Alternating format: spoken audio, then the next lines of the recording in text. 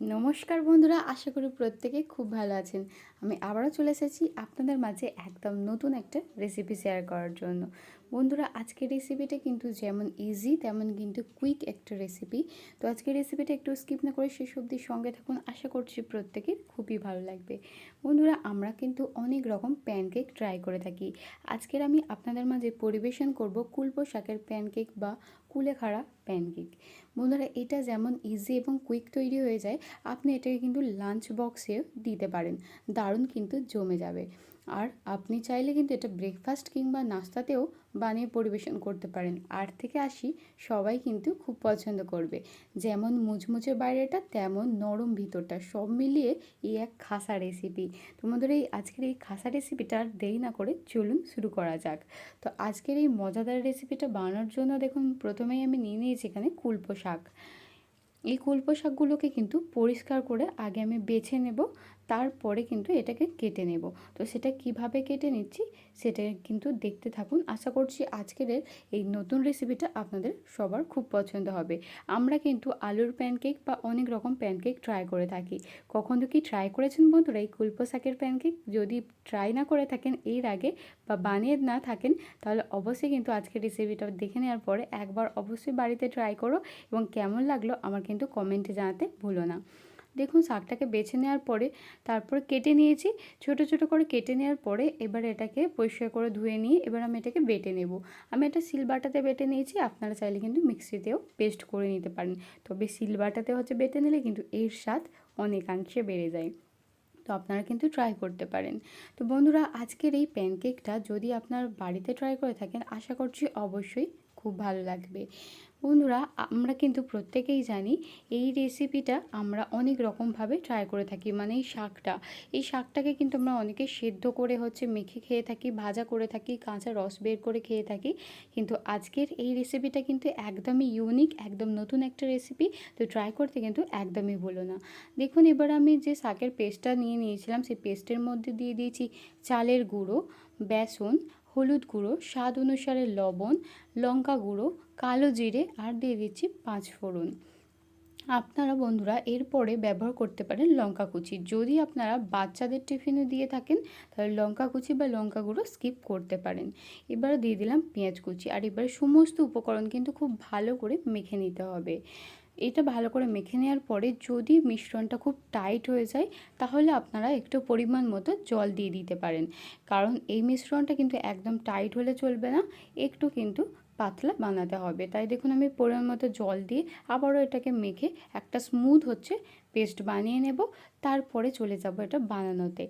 বন্ধুরা, আজকের কিন্তু এই ঝটপট হচ্ছে নাস্তা বা ব্রেকফাস্ট বা লাঞ্চ বক্সের বা বাচ্চাদের টিফিনের রেসিপি যেটাই বলেন না কেন, এটা কিন্তু যেমন বানানো সহজ তেমন কিন্তু খেতেও অসাধারণ। বন্ধুরা, আবারও বলছি, কুল্প শাক দিয়ে কিন্তু আমরা মানে সেদ্ধ করে হচ্ছে মেখে খাই, মানে কুল্প শাকের মাখা খেয়ে থাকি বা ভাজা খেয়ে থাকি বা কাঁচা রস খেয়ে থাকি।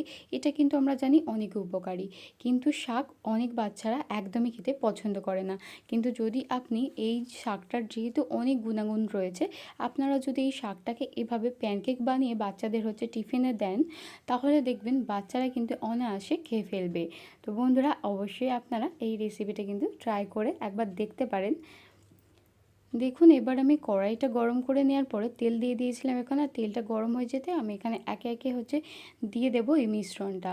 আর এই মিশ্রণটা কিন্তু যেহেতু গরম তেল, এখানে তো অনেকটা খেলিয়ে দেওয়া যাবে না। তো মোটামুটি মিশ্রণ নিয়ে এভাবে দিয়ে দেওয়ার পরে যখন আমরা এটাকে কাঁচা অবস্থাতে হচ্ছে উল্টে নেব, তখন কিন্তু খুন্তির সাহায্যে আলতোভাবে প্রেস করে দিতে হবে। দেখুন, দিলে এটা কিন্তু একদম পারফেক্টভাবে তৈরি হয়ে যাবে।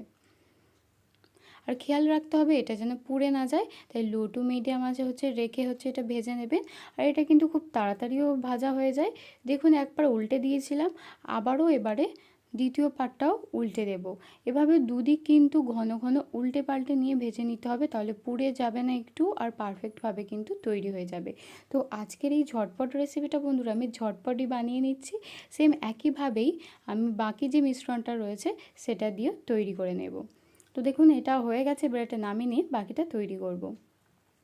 তো দেখতেই পেলেন বন্ধুরা, আমার হচ্ছে এই আজকের কুলপো শাকের বা কুলেখাড়ার প্যানকেকটা আমি কিভাবে তৈরি করেছি এবং হাতের কাছে থাকা কিন্তু সামান্য উপকরণ দিয়ে, যেটা আমরা গৃহিণীরা খুব সহজেই আমাদের হাতের কাছে হেসেলের মধ্যেই পেয়ে যাব, সেই উপকরণ দিয়েই কিন্তু ঝটপট বানিয়ে ফেলেছি।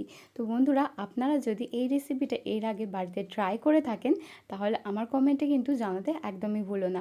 আর আজকের রেসিপিটা যদি আপনি নতুন এই প্রথমবার দেখে থাকেন তাহলে বাড়িতে কিন্তু ট্রাই করতে একদমই ভুলো না।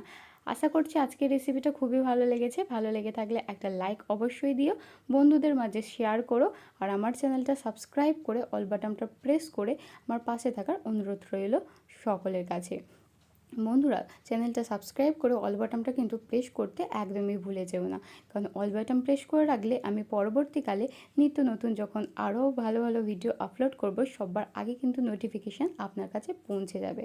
তো বন্ধুরা, তো দেখতেই পেলেন আজকের এই দুর্দান্ত রেসিপিটা আমি কতটা সহজে বানিয়েছি, আর একদম ইউনিক রেসিপি। আশা করছি আপনারা যদি বাড়িতে হচ্ছে ট্রাই করে থাকেন সবাই খুব প্রশংসা করবে, কারণ এই রেসিপিটা এমনই স্বাদ 8 থেকে 80 সবাই কিন্তু খুবই মজা করে খাবে, খুব পছন্দ করবে। তো আজকে এই দুর্দান্ত রেসিপিটা আমি এখানেই শেষ করতে চলেছি। দেখা হচ্ছে নেক্সট ভিডিওতে। সবাই খুব ভালো থাকবেন, সুস্থ থাকবেন।